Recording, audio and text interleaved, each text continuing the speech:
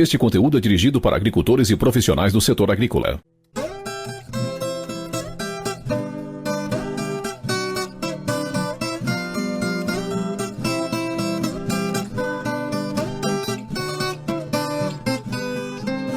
Você está ouvindo BASF Agro, um podcast que cultiva legados. Olá pessoal, bem-vindos a mais um episódio de BASF Agro, um podcast que cultiva legados. Eu sou o Sérgio Giampaoli, gerente de desenvolvimento de mercado da BASF. Estamos aqui hoje recebendo o ilustre fitopatologista Marcelo Madalosso, parceiro aí de longa data, de conhecimento aí de Brasil, América Latina e mundo, referência em fitopatologia. E nós vamos bater um papo aqui junto com o Marcelo Madalosso, falando um pouco aí sobre, contextualizando a última safra, como é que foi a questão aí de doenças, e vislumbrando também a safra 25-26. Então nós vamos fazer um apanhado das doenças dessa safra, conversar um pouquinho de como é que foi em cada região. Marcelo, seja muito bem-vindo. Obrigado, Sérgio. Obrigado aos amigos aí que estão nos acompanhando. É um prazer estar aqui, obrigado pelo convite. E vamos bater um papo aí nesse nosso cenário. Como é que nós estamos hoje e como é que o cenário se desenha para frente? Isso. Madalosso, a gente viu que nessa última safra nós tivemos aí um cenário climático aí que iniciou aí como neutro e depois foi se desenvolvendo para um laninha. A gente está agora na parte da colheita, vamos dizer assim, de um modo geral no Brasil, com chuvas na metade do Brasil para cima, em alguns locais até chuvas um pouco em excesso, e à medida que a gente vai descendo do mapa, a gente tem uma situação, vamos dizer assim, de regular a boa no Paraná, em Santa Catarina, e a hora que a gente chega no Rio Grande do Sul, vivendo nesse período específico aí, um período de estresse hídrico aí bastante preocupante. Nesse contexto aí, eu queria que você fizesse um apanhado aí, Madalosso, das doenças aí em cada região, como é que elas se desenvolveram, quais foram as mais importantes e quais perderam importância momentaneamente, né, durante essa safra, mas que serão muito importantes na próxima. Olha, essa é uma questão assim bastante importante que envolve toda essa questão relacionada com chuvas, cultivares e essas regiões do país aí, porque nós tivemos aí, principalmente se a gente fizer um risco ali do Paraná para cima, né, nós temos uma região onde o Laninha favorece muito a questão de chuvas, né, então foi o que aconteceu durante a safra toda, é o que está acontecendo. E o do Paraná para baixo acaba tendo uma limitação, aí cada vez mais para baixo no mapa acaba sofrendo mais com o estresse hídrico. Então, posto essa situação aí, a gente começa a ter uma entrada do cenário de cultivares relacionado com o processo de doença. Se a gente olhar do mapa do Brasil de cima para baixo, né, especialmente norte e cerrado, a gente tem um problema que foi muito forte de mancha alva, né? Então, logicamente ligado com cultivares muito sensíveis à mancha alva, mas a condição de clima muito favorável. Então, foram situações assim de perda de bacheiro muito expressiva. A mancha alva se estabeleceu muito bem, principalmente porque essa soja veio crescendo vigorosamente, tá, e fechou linha, e às vezes teve sempre aquele atraso de aplicação, ou às vezes até produto não indicado para aquela situação, e aí ela se estabeleceu e aí levou o bacheiro do produtor dessa soja dele para fora do potencial produtivo da soja. Aí, mais num cenário norte, também teve uma situação de antracnose em cima disso daí, e isso de área foliar foram basicamente cenários bastante comprometedores no potencial produtivo. E aí nós temos um cenário também que no cerrado também aumentou bastante a questão de problemas de haste e alguns cenários com de raiz, né, também ligado com cultivares aí muito delicadas nesse ponto. E o produtor está buscando essas cultivares porque tem um teto produtivo alto, né? Então, é que nem eu digo, não adianta chorar, isso é o custo da tua escolha. Tu tem que buscar fungicida para proteger essa soja, não tem outra alternativa, né? Então, o que acontece? A gente, quando vem descendo no mapa, a gente sai dessa condição de manchas e a questão de folha vai passar também para grão. Então começa, à medida em que a soja está pronta, começa a chover muito em cima e o produtor não está conseguindo colher no cerrado, o problema de podridão de grãos, o problema de grão ardido começa a ser muito complicador, especialmente nessa situação. Né? Deixa eu aproveitar até Claro. esse teu gancho aí, né, com relação ao que vem ocorrendo, aí, principalmente no Cerrado, essa questão aí varietal. A gente sabe que hoje as variedades elas estão cada vez mais modernas. A gente tem uma arquitetura foliar de soja completamente diferente do que a gente tinha há 10, 20 anos atrás. Muito menor quantidade de folha, uma parte vegetativa, vamos dizer assim, menor, e uma parte reprodutiva muito maior, é mais vagem, é mais grão e tal, e você tem que ter uma estrutura que tem que aguentar tudo isso, e você tem as folhas, né, que são muito importantes nesse processo. Então, dentro disso, dessa evolução da soja, aí são variedades, como você falou, muito mais produtivas. A gente tem aí variedades aí com potencial aí acima de 100 sacos por hectare. Em contrapartida, elas são quase que como uma hortaliça, né? Você tem que proteger ela do início ao final do ciclo. E para proteger contra essas doenças aí, falou, dentro dessa, vamos dizer assim, maior suscetibilidade das variedades. A mancha-alvo, a antracnose, a cercospora, as DFCs em geral, e as podridões e tal, qual seria, assim, vamos dizer assim, um sistema de manejo mais adequado? Como é que o produtor teria que se preparar e para antevendo já isso? Olha, é quase uma pergunta sem resposta. Por quê? Porque envolve um monte de coisa. Isso é uma colcha de retalhos, assim. Porque começamos com aquilo que tu puxaste ali da questão de cultivares, né? Hoje, para mim, olhando para uma planta de soja, cada folha vale muito dinheiro hoje. Porque cada folha é um funcionário que consegue encher um monte de grão. Se eu perco essa folha, eu perdi um funcionário. E o que acontece quando o produtor, ou com o cara que tem uma empresa, quando um funcionário não vai trabalhar? Compromete o sistema todo. E cada dia que ele não trabalha, compromete o resto do sistema, do potencial produtivo. Numa planta é a mesma coisa. Aí começa a perder folha e aí começa a perder potencial produtivo, porque essa folha não enche mais grão, não vai vir gente de cima encher os grãos de baixo, não vai vir coisa da raiz para encher os grãos de baixo, então aquele grão de baixo fica comprometido. Então, essa folha do bacheiro que cai, ela são as primeiras folhas que tu enxerga na soja. Quando a soja está pequenininha, do tamanho desse copo, tu tem o primeiro, o segundo trifólio. Aquele primeiro e segundo trifólio será o bacheiro no futuro. Então, olha uma conta louca que a gente pensa assim. Eu gosto de mostrar para o produtor, principalmente essa planta novinha, que ele está caminhando na lavoura ali, uma planta baixinha, e diz assim, não precisa aplicar fungicida muito cedo. E eu digo, tu sabe essas folhinhas que tu está vendo aí? Isso aí fica 40, 50 dias grudado nessa planta, e na metade desses 40 dias ela já não pega mais sol, e vai ter um monte de doença pulando por cima dela. E ela vai ser o teu problema para amanhã. Então, eu preciso entrar cedo. Aí nós entramos na pergunta. Eu preciso entrar cedo, porque eu preciso proteger essas folhinhas que eu estou vendo hoje, novinha, para fazer com que essa folhinha beba fungicida e esse fungicida fique mais tempo funcionando, porque ela tem que ficar mais tempo na planta. Então, se eu entro tarde, essa folha já não pega fungicida direito, já não absorve direito, e a gente já sabe hoje que folha velha demora para absorver fungicida, então eu começo a ter um problema quando eu atraso as aplicações. Porque ainda tem gente que caminha na soja, acha que é muito cedo fazer fungicida. Numa soja com 3 trifólias, por exemplo, que vai ter uma soja desse tamanhinho, assim, um pouquinho maior que esse copo. Mas hoje a gente já está vendo, para problemas foliares, para problemas inclusive de haste, essa aplicação no cedo é decisiva para o programa, né? Então, um programa hoje de fungicida, ele define como que vai ser o controle de doenças na tua área. Professor, me diz um fungicida bom para aí que controle tudo. Hoje, dentro do ciclo da soja, o manejo de doenças, ele é que nem eu digo, é que nem uma corrida de revezamento. Um fungicida que tu aplica hoje, ele tem que passar o bastão do controle para o outro fungicida que vem daqui a 15 dias. Que tem que passar o bastão do fungicida para a próxima aplicação daqui a mais 15 dias. Então é uma proteção somada, é uma proteção combinada. A primeira aplicação tem que entregar uma folha verde sadia para a próxima aplicação. Porque à medida que tu aplica, é que nem nós.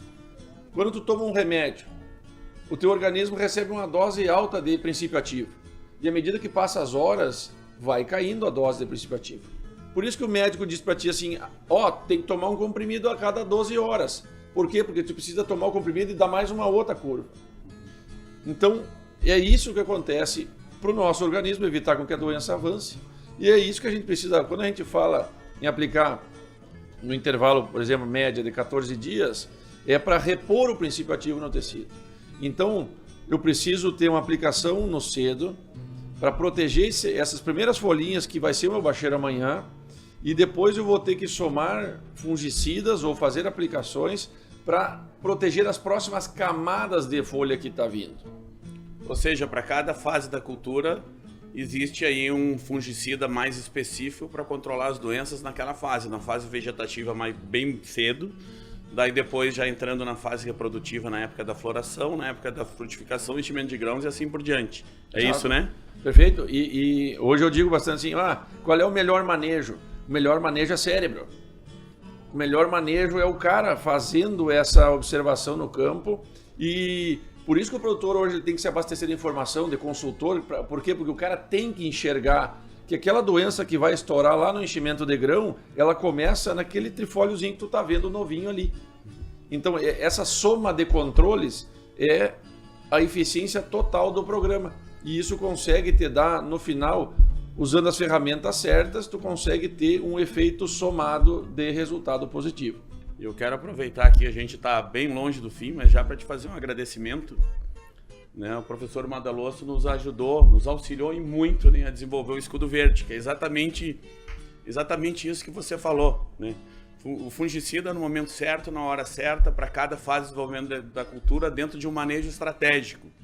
Mas para a gente voltar a falar um pouquinho, contextualizar o cenário e no final a gente completar a parte das recomendações, e o restante do Brasil, fora o Cerrado? O Brasil, velho, é um portfólio de problemas e soluções, né? Porque muitas coisas que acontecem no Cerrado não vão acontecer no centro, no sul e assim por diante, né? Apesar que tem muitas manchas, por exemplo, a própria mancha-alvo está aparecendo bastante no sul, né? Então, se a gente vem descendo no mapa aí hoje, a gente vai vindo do Paraná para baixo, vai pegando uma condição subtropical, né? Isso também já muda um espectro de problemas que a gente tem, né? Principalmente porque esse espectro de problemas envolve uma movimentação de correntes de ar, vamos chamar assim, e aí tu começa a ter problemas mais significativos no tocante à ferrugem, né? Então, esse problema, eu acho que a melhor forma até de pensar o seguinte: nós temos que dividir em dois planetas, né, de doenças. As manchas, coloca tudo que for necrotrófico, que cause mancha dentro. Isso aí acontece em tudo que é lugar que tiver plantado uma planta de soja, do Uruguai ao Pará, da Bolívia a São Paulo. Tudo isso vai ter problema de mancha-alvo e de cercóspora e antracnose. Todos. Uns mais, outros menos, dependendo do manejo, da cultivar e do atraso da aplicação do cargo. Então, hoje, quando a gente vem descendo esse mapa, né, especialmente Paraná, Santa Catarina e Rio Grande do Sul, a gente já começa a ter esse processo de mancha também, né? Mas eu começo a ter um problema especialmente focado em ferrugem, né? Porque são cenários que favorecem muito, principalmente a proximidade com o Paraguai e até a questão de Bolívia, pela questão dos cultivos que eles começam a plantar antes, e aí essa ferrugem começa a comer soja, vamos chamar assim, na Bolívia, depois planta Paraguai, ela vem para o Paraguai, depois planta Brasil, ela vem para o Brasil. Então ela vai fazendo um pit stop ali, né? E movimentando por corrente de ar. Então eu começo a ter um problema de manchas, geral, Brasil todo, um problema de ferrugem bastante localizado mais nos estados do sul, vamos chamar assim. Não estou dizendo que não tem ferrugem nos outros lugares, mas é mais facilmente encontrada nesses cenários do sul, né? Temos um terceiro ponto aí, vamos chamar assim, uma bolinha separada, que é a chamada mofo branco, que está aumentando bastante, geralmente direcionadas a regiões de sementeiras, que são regiões mais altas, com a noite fria mais frequente. Então, principalmente ali, aquela região do Padef, naquela região que pega os próprios Campos Gerais, vem descendo Santa Catarina, norte do Rio Grande do Sul, a questão do mofo branco aí ela toma uma proporção também bastante complicada nessa condição. Mas se eu olhar manchas, então, mofo branco menor e ferrugem, a gente entra num cenário e a pergunta importante assim é: por que não tivemos ferrugem esse ano? Pois é, era a pergunta que eu ia te fazer aqui, né? E a ferrugem, né? Por que não tivemos? Tu sabe, rapaz... Não é que não tivemos, né? Nós temos algumas regiões, como os Campos Gerais aqui no Paraná, que todo ano dá ferrugem em maior ou menor intensidade. Agora, ainda estamos lá numa fase de enchimento de grãos com ferrugem, vamos dizer assim, com uma boa severidade. Mas a gente pegar no contexto geral e falar de Brasil ou da própria região sul, e a ferrugem, por que não tivemos? A ferrugem, esse ano, ela nos pregou uma peça, vamos chamar assim. Né? Por quê? Porque nós tínhamos aí, vamos chamar assim, duas células muito importantes que a ferrugem estava se desenvolvendo no início. Né? Uma célula era no Paraguai, sul do Paraguai. Né? Isso aí eu estou falando aí num plantio final de agosto, né? Com muita chuva. Em outubro eu tive lá, dezembro eu tive lá e dezembro a ferrugem estava bem expressiva lá. Então a ferrugem, tu tem que imaginar o seguinte: ela esporulando, ela como se fosse um vulcão ali jogando, e aquela fumaça que seriam os esporos vão se espalhando pelo ar e vem vindo para o Brasil. Então esse foi uma célula, um ponto importante de ferrugem lá no dezembro. Tá? Tínhamos um outro ponto importante no Paraná, especialmente oeste, Cascavel, tinha muitos focos de ferrugem na soja. Isso aí dezembro para janeiro. Então a tendência, e aí é importante o cara observar para a safra que vem, era como que o clima ia imprimir uma pressão em cima disso aí. Chovendo mais, essas duas células iam se juntar em cima do Paraná, Santa Catarina, Rio Grande do Sul e Paraguai. Isso já janeiro para fevereiro. Isso deveria ter acontecido se tivesse mantido chuva abaixo do Paraná, Santa Catarina, Rio Grande do Sul e Paraguai. Exatamente, né? A gente teve um período aí, vamos pegar aqui pelo Paraná, tivemos uma última chuva aí no final do ano, ali em torno do dia 26 ali de dezembro. Assim mesmo não choveu em todas as regiões, mas foi uma boa chuva onde choveu. E depois nós tivemos um período aí de veranico aí de em torno de 20 dias aí com altas temperaturas. Então isso aí provavelmente, né, estragou a vida. Estragou, vamos dizer, a vida da ferrugem, né? Foi isso que aconteceu? Positivo. E aí o triângulo da doença, né, que eu chamo, que é a presença do patógeno, ferrugem, o ambiente favorável e o hospedeiro, soja, estava fechado. Quando fecha, dá a ferrugem. Só que o ambiente começou a ficar ruim, porque deu veranicos e temperaturas muito altas e molhamento foliar muito baixo. Então a ferrugem teve a sua vida prejudicada. Então o clima estragou a vida da ferrugem. E aí essas células que tinha no Paraguai e Paraná, que eram células que ia espalhar o esporo para outras regiões, à medida em que a chuva intensificava, teve um bloqueio climático onde a chuva parou. E a chuva parou, diminuiu o molhamento. Então tu tem que imaginar o seguinte: um esporo da ferrugem que vem do Paraguai para o Rio Grande do Sul, nós estamos falando em 50 km de linha reta, 100 km de linha reta. Para um esporo que anda 300 km por dia, barbada, né? Nada. Então o que aconteceu? Chegou esse esporo no Rio Grande do Sul, ali em dezembro para janeiro, só que estava uma condição de agreste, temperatura baixíssima, soja morrendo de seca. Esse esporo chega, não tem umidade e morre. Vem outro esporo, chega, não tem umidade e morre. Então, somado a essa questão que a ferrugem não conseguiu avançar, porque nas outras regiões tinha veranico, começou um veranico, aí entramos de novo no Paraná, começou um veranico nessa região, né, Cascavel e tal, e começou um veranico também no sul do Paraguai. Então as duas regiões que tinham as células de ferrugem que estavam pulsando, deu um veranico em cima dela. E aí literalmente estragou a vida da ferrugem para a safra inteira. E aí o que aconteceu? Todas as regiões sul, Santa Catarina e o próprio Paraná, que são potencializadores desse cenário de ferrugem, tiveram uma ferrugem atrasada ou quase inexistente, né? Porque no Rio Grande do Sul, hoje, Santa Catarina, tu encontra a ferrugem. Mas tu encontra aquela pústula morta já, que não avançou, é uma pústula escura, vazia, que não produz esporos, porque especialmente nessas regiões a coisa travou e bloqueou a vida da ferrugem. Aonde que a coisa seguiu? Aonde seguiu molhado. Aonde seguiu molhado? O Paraná, especialmente leste. E aí pega Campos centro-leste. Aí pega Campos Gerais. Para a safra 2024-25, os dados de ferrugem aproveitáveis vão ser da região do Paraná. Perfeito. E se a gente contextualizar assim e pensar um pouco na próxima safra, né? A gente tem um laninha aí que está estabelecido e que deve ficar conosco aí até o meio do ano, pelo menos. Depois a gente já tem uma mudança aí para um cenário aí possível de neutralidade. Vamos ter aí, né, se tudo der certo aí, uma inversão, vamos dizer assim, dentro do mapa brasileiro, ou uma inversão se mudasse para El Niño, mas vamos falar num ano neutro, que daí a gente teria chuvas em todo o país. Se isso vier a se confirmar, a gente vai ter a volta da ferrugem? É possível. Mas por isso que eu comentei antes ali, o melhor manejo que tem é cérebro.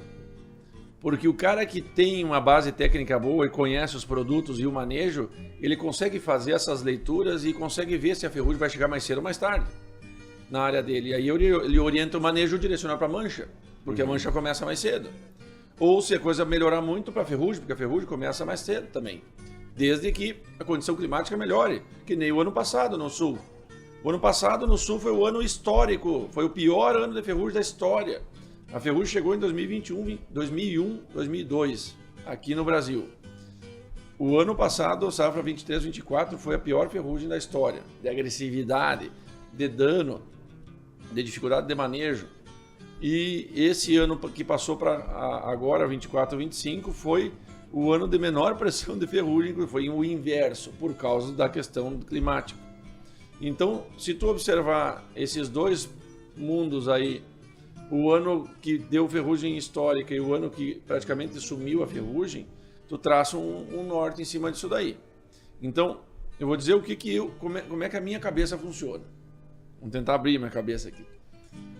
Eu começo a olhar para a ferrugem a partir de julho, os plantios Bolívia.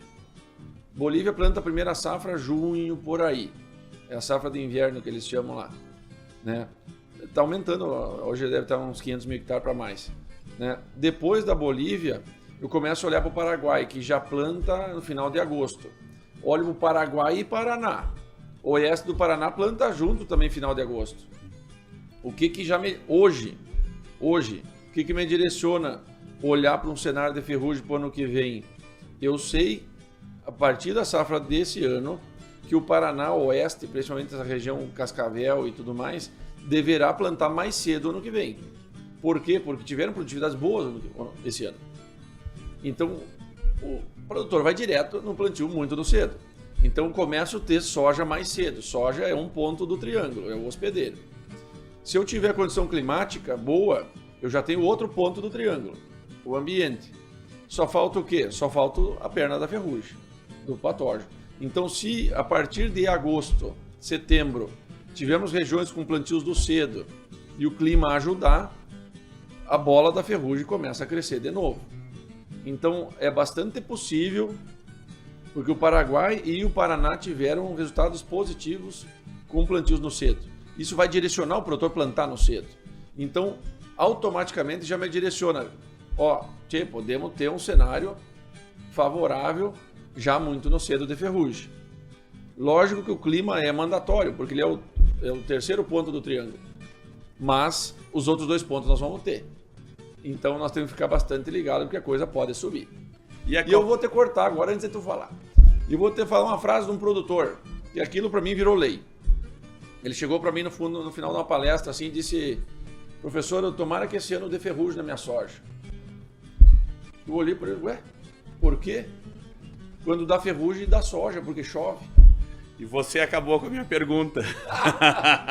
Porque a minha pergunta era o seguinte, é correto afirmar que ano de ferrugem é ano de alta produtividade na soja?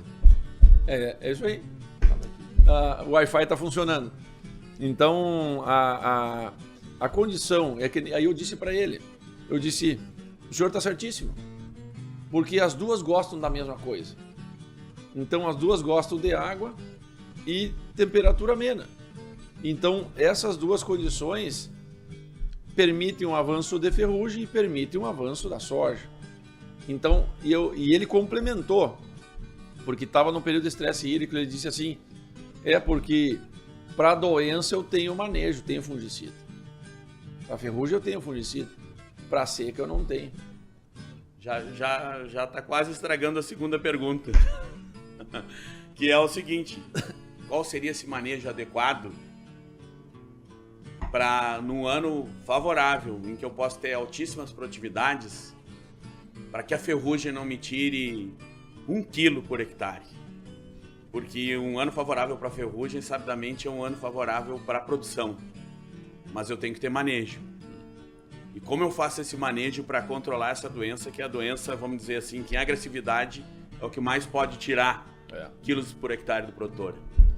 E de novo, eu vou... Assim, por que o produtor às vezes é muito mais inteligente? Eu não vou chamar de inteligente, porque aí vai remeter a um outro ponto aí. Por que o produtor é mais astuto, vamos chamar assim, do que um cara que fica anos na universidade? E assim, nada contra, eu vivi 10 anos dentro da universidade, eu vivo até hoje, dou aula hoje. Mas por que o produtor, muitas vezes, assim, ele sabe como essa frase que eu te larguei aí, de um cara que não sabe, assim, não tem o 2º grau, mas a vida mostra as coisas pro cara e ele é astuto para aprender com o que a vida mostra para ele. Acabamos de falar, o ano passado foi um ano histórico de ferrugem. Esse ano foi um ano péssimo para ferrugem. Então, se eu conseguir ler o que aconteceu nos 2 anos, eu traço os pontos da próxima curva. Então, começando essa condição aí que a gente vai ter de condição favorável, aonde eu tenho um risco de ferrugem mais alto, essa entrada nessa soja novinha vai definir o manejo do cara até o final. Porque os controles são somados. Por isso da questão do programa, do escudo verde e tal, tu tem que somar controles. Vou botar o melhor fungicida no final. Não vai funcionar. Por quê? Porque tu vai perder todo o bacheiro, porque tu botou o produto ruim barato embaixo. E depois tu vai ter toda a doença subindo para cima e o teu produto bom não vai segurar. Então, literalmente, hoje tu tem que começar muito bem em cima desse cenário para o manejo de ferrugem. E eu vou te dizer também porque a soja, as coisas não acontecem separado em cima dela. Não, hoje eu só vou ter ferrugem. Não, amanhã eu só vou ter mancha. Não, começa a mancha e começa a ferrugem, para a ferrugem, sobe a mancha, volta a chover, vai mais ferrugem. E ela tá ali. Tem que viver com tudo isso daí. Por isso que eu digo pro produtor também, quando eu estou no ambiente de produtores, eu digo o seguinte, tu tem que olhar para a tua soja que nem um paciente doente no hospital. Ela é um paciente doente, ela tem que viver com essas doenças, e tu tem que dar os remédios para ela certo, na hora certa, porque tu botar remédio demais dá fito, dá um efeito colateral igual um paciente no hospital. Se tu não dá o remédio, muitas vezes a doença vai avançar. Então tu precisa ter uma condição que esse paciente doente, que é essa soja que está no campo, ela precisa com que a doença não prejudique o desempenho dela de ser produtora de grãos no final. Por isso que cada folha vale dinheiro hoje. Por isso que a soma dos controles, a primeira aplicação tem que entrar uma folha sadia para a próxima aplicação. E aí vem a próxima aplicação. Aí ela tem que pegar a folha sadia e entregar a folha sadia para a próxima aplicação. E isso é uma soma de controles. Então não é um produto que vai salvar no início, nem um produto que vai salvar no final. É o programa que tu vai somando os controles. Tu acabou de falar todo o conceito do escudo verde, né, que é um manejo estratégico que nós estamos trazendo como solução para o agricultor. é fantástico você conseguir aplicar o produto certo na hora certa, no momento correto, e a utilização de protetores multissítio, né, professor? Aí se a gente começar a já direcionar para dentro dessas aplicações aí do programa do Escudo Verde, o que a gente começa a enxergar? Cara, quanto mais soldados eu botar dentro da trincheira, melhor vai ser para o meu lado, porque a guerra aí eu vou ganhar.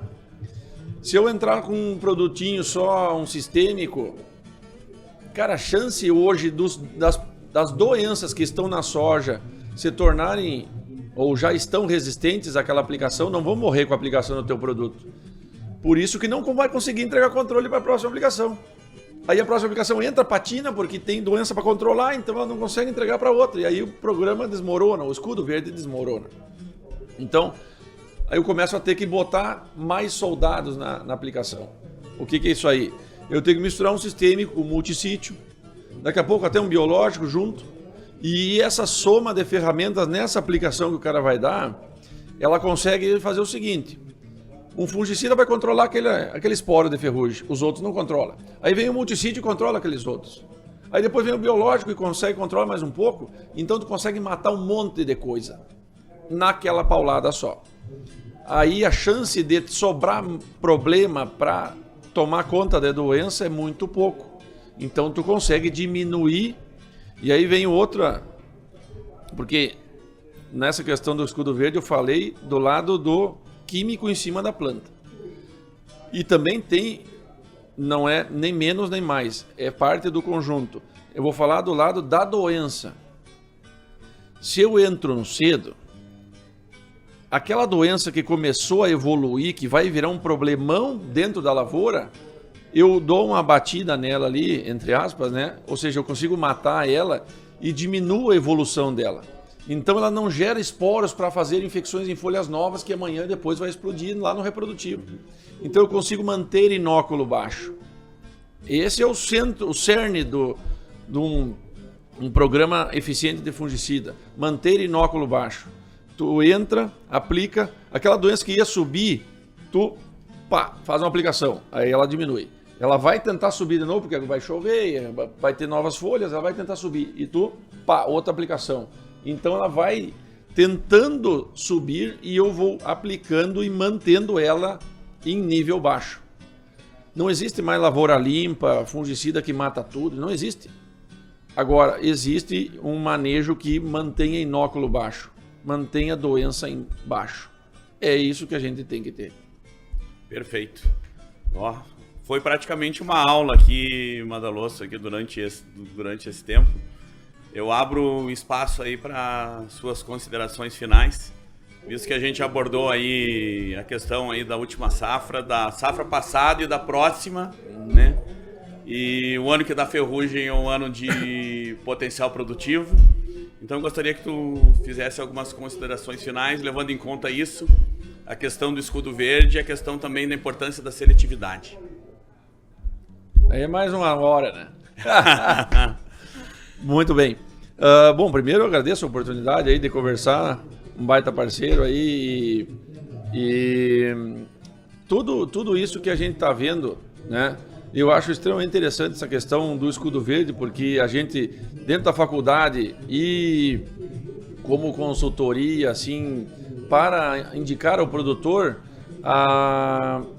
que nem eu falei, o melhor manejo é o cérebro dele. A BASF tem produtos bons, mas existem também diversos produtos bons, mas quem é que vai fazer os produtos bons funcionar? Né? É o cara encaixar um programa, um Escudo Verde dentro do manejo dele.